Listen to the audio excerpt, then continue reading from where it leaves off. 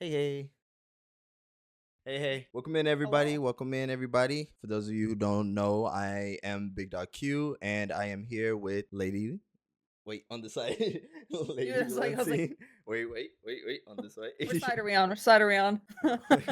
Would you like to introduce yourself? I am Lady Liltalen. I know that most people can't say my name, so lady's just fine. I started off on Twitch. I was very, very hesitant. I was scared. The first time I started streaming, I quit. I gave up. I definitely had a lot of negativity in terms of tolerating really negative behaviors or attention seeking behaviors. And I thought that if that was what I had to tolerate in Twitch chat, it wasn't something for me. Oh, So wow. when I started 3.5 years ago, when I started again, I came at it with a different mindset. I came at it with the mindset of if I wanted a space that was a safe community for people to come to and feel safe to grow as themselves and to give that to myself, I had to be the steward of that space. I had to be a leader. I couldn't be a queen. I have no interest in creating a space that I am the final authority. And that's how I ended up with the moderating team that I'd had. And that's how I have ended up with a community on Twitch that is so incredibly successful. Dang, that was actually pretty interesting. So you said that you did end up like stopping like twice and getting back I into it. did. I did. Mm. I wanna say 2015, 2016, and then again in, I think, like, 2018, I tried again, and both times it was just I f***ed around and found out. I hope I can say that here. Yeah, you're fine. Yeah, you can. One of the bigger questions that I actually had, dude, from the story you just gave, like, what kind of reignited your like spark to make you want to get back into it the first and second time? I was really, really into esports, so I spent a lot of time on Twitter, cultivating a lot of different like fixations where I'm watching people interact. I'm watching all of the league players and they stream in their off time. I wanted to work as a caster for Riot Games. I wanted to do shoutcasting for League of Legends. I was obsessed with it. I applied a couple of times. It never went anywhere because I wasn't in the right mental. I didn't have the right connections. Wrong time, wrong place. Wrong me, honestly. And I got to a point where I went, well, shit, like all of these people, like they stream on Twitch. So maybe that's something I would be interested in as well. And I ended up in a community of a streamer who probably was no larger than right about where I am right now. And he's now huge, but I know I could pop into his chat even now and he does remember me because he was somebody that I spent a lot of time with. Bro, let me tell you, starting off a stream from nothing with no community, no networking, no anything is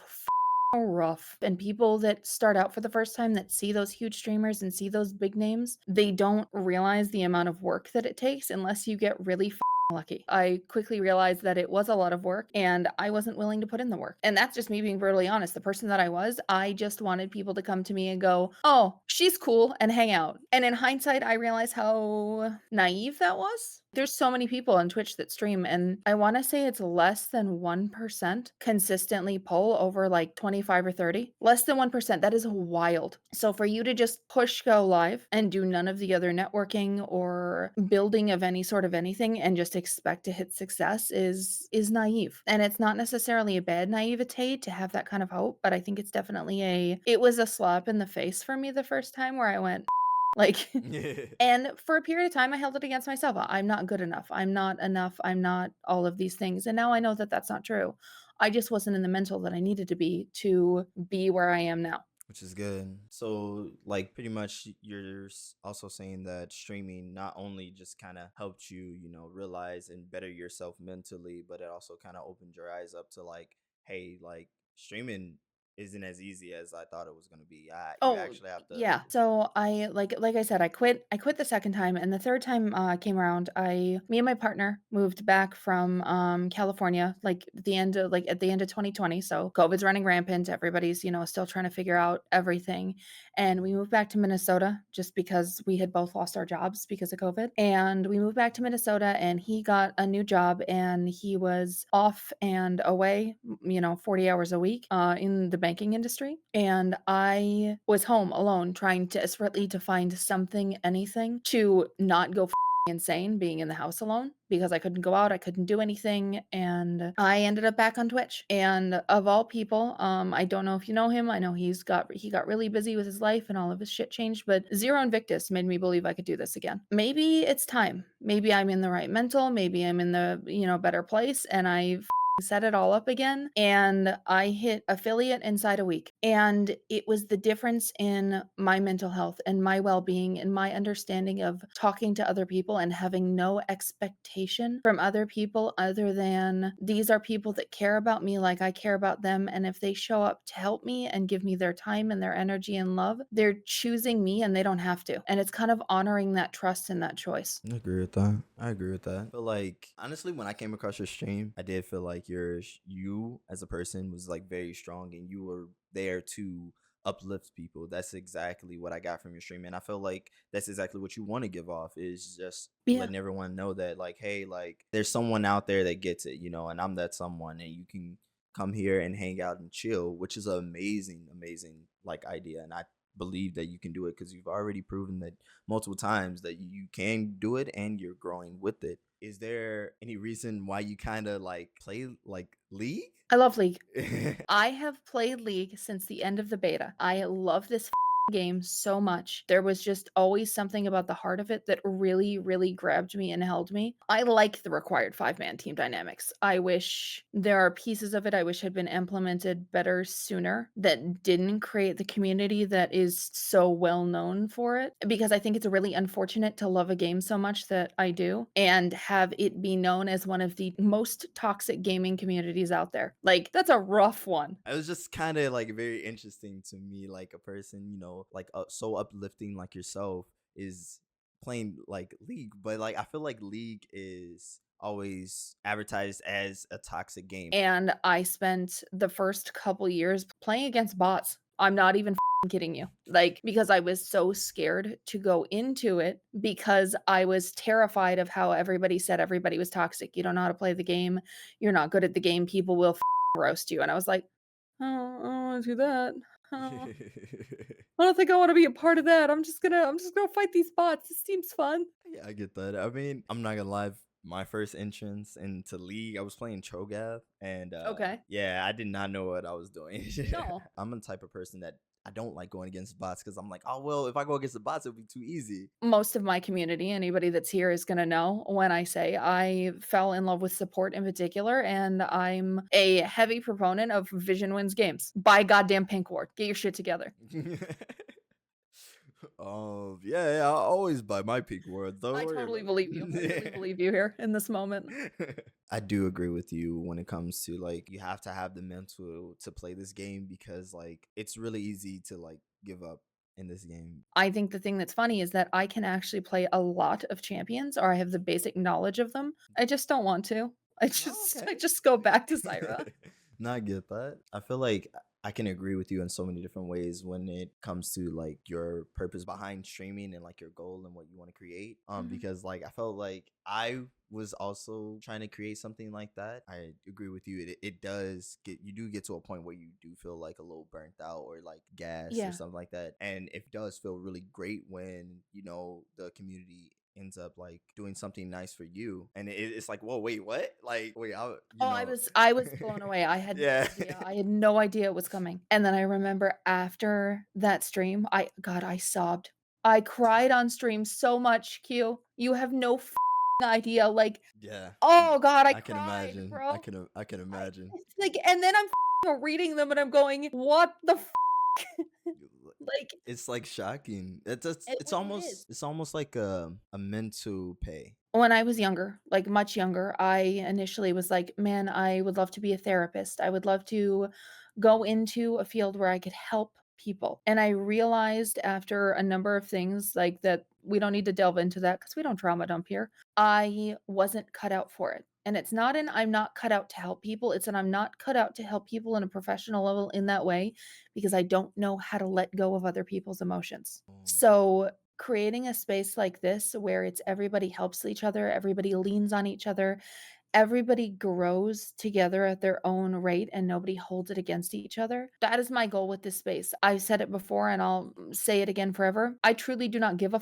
if I reach Twitch partner. The purple check mark is not my goal. I will not sacrifice my community to make that. If somebody said, "Well, what if tomorrow you had 10,000 viewers but you didn't know a single one of them?" I wouldn't want it. if you were like that, yeah, it would be kind a lot harder for I guess to like connect to the community as well. The first time I had COVID, I streamed. I found a way to stream through COVID even though I was dying. That was the first time I picked up, like, a VTuber off of, like, a Steam thing because I was like, "I literally cannot be seen right now. I am dying of COVID." Like, I had, like, 100 and something degree temperature. Like, I was Wow.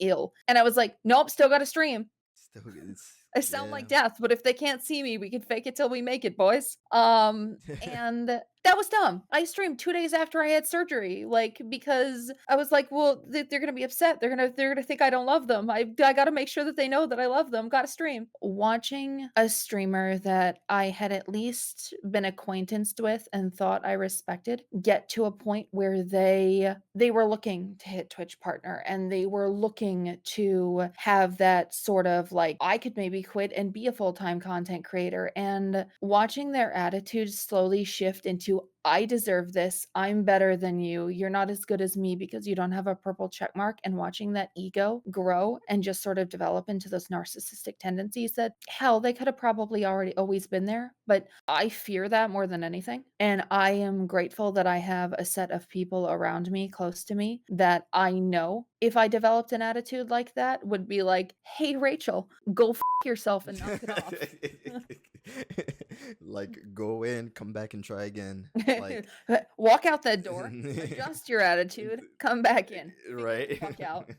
I will say that my start of streaming was really completely different. I low-key kind of started in college. Like, I started streaming from my gaming laptop. I had my gaming laptop hooked up to my Yes. PlayStation.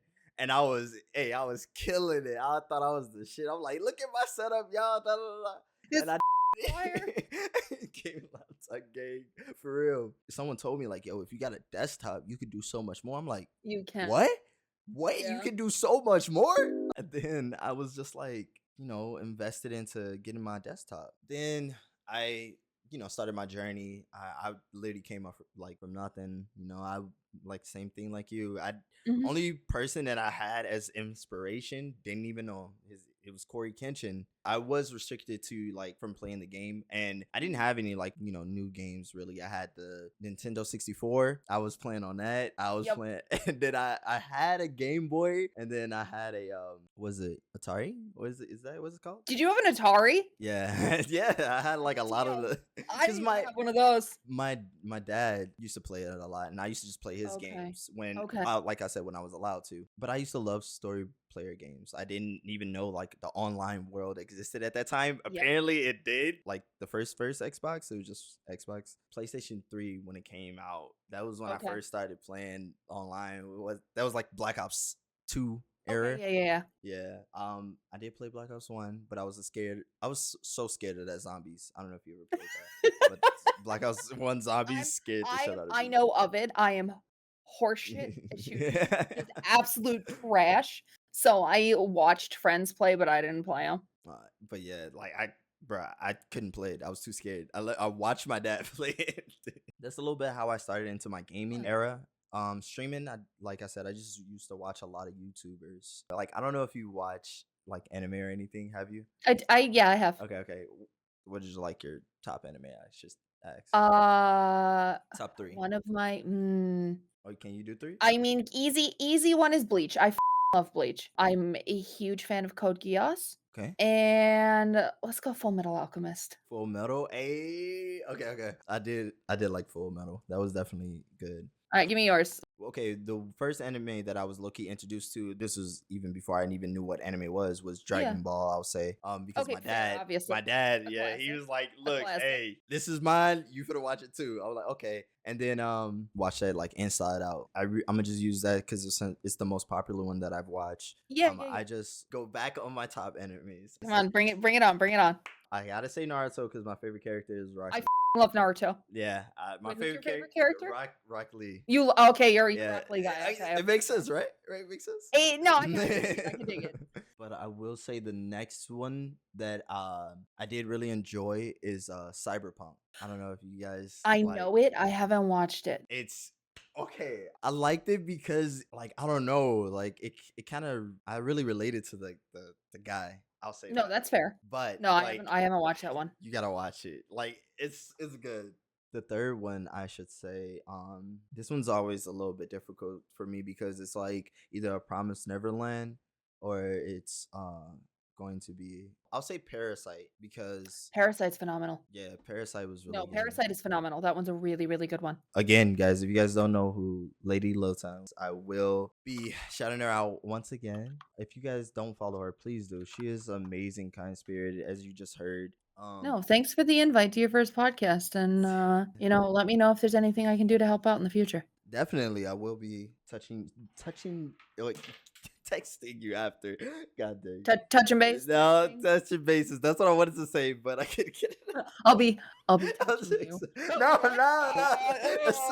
Yeah, okay. No, no, no. Hey, editor Q, cut that out. Cut that one Listen, out. I limited my sus where there was almost none. It was beautiful. I'm so proud. All right, goodbye, everyone. See ya.